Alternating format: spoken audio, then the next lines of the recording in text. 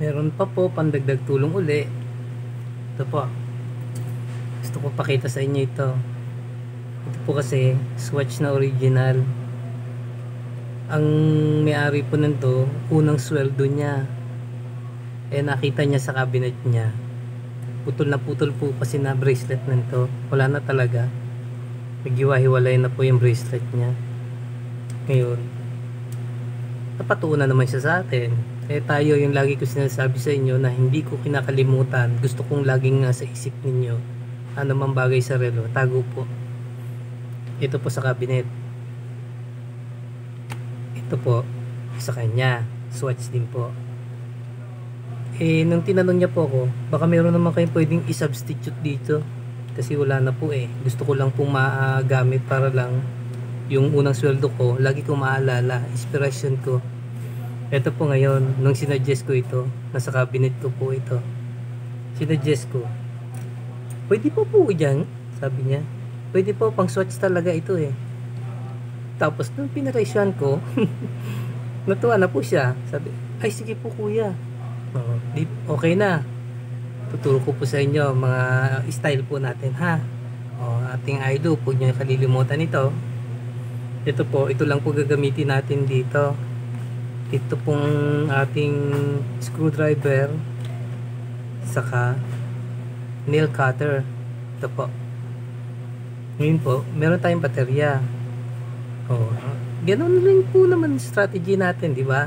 Pero iba-iba lang procedure niya. Gusto kong malaman niya yung bawat galaw natin. Gagawa natin ang paraan niya. Ito pa. Ito po yung swatch niya. Ito naman po, hindi naman spring bar. Tube po ito. Pin. Nakapin po siya. Ito mga original na swatch na ganito. Tinutulak po siya. Yan. Hanapin nyo lang po kung saan siya magandang itulak. Tutulak nyo po siya. Meron kayong screwdriver na manipis lang po. Tutulak nyo ganyan.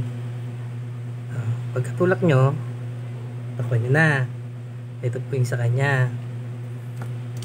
Ito po ngayon yung sa atin. Yung nakita natin sa cabinet natin. Original din po ito. So, ano po ang ibig sabihin? Maganda presyo. Ayan po. Swatch po talaga yan. May tatak pa. Nakatengal lang po dyan yan matagal.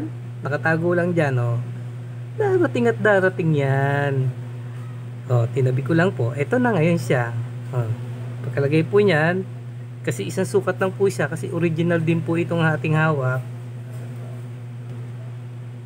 Babalik lang po yung pin niya.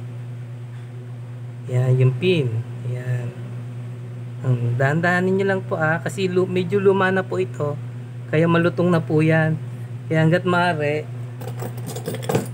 dahan-dahan lang po ang tulak. Doon sa maramdaman nyo lang po yung nasa butas siya bago nyo itutulak. Yan. Gagamitan nyo rin po ng pindaes. Ganyan. Yan. Steady nyo lang yung po yung kamay nyo ha.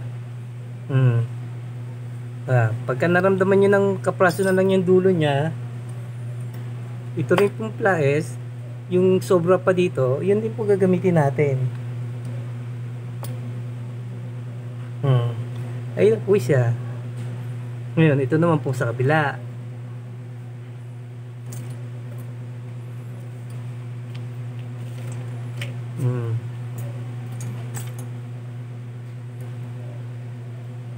Tatanggalin din po natin to. Tutulak lang din po natin. Yan.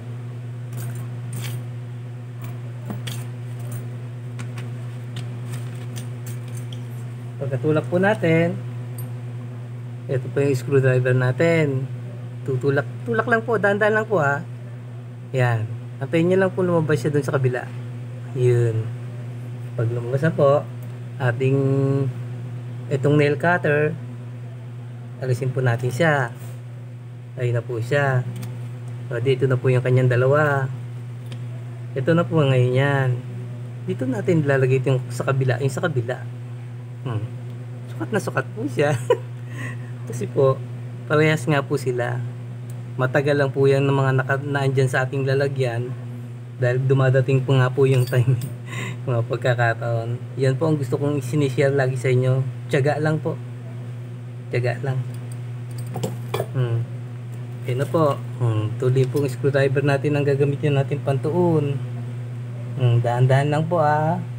Tulak nyo lang po pababa. Kanya. Buo na po siya. Original na swatch na bracelet. So, di magagamit na po ng may-ari.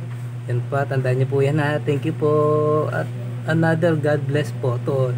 Thank you.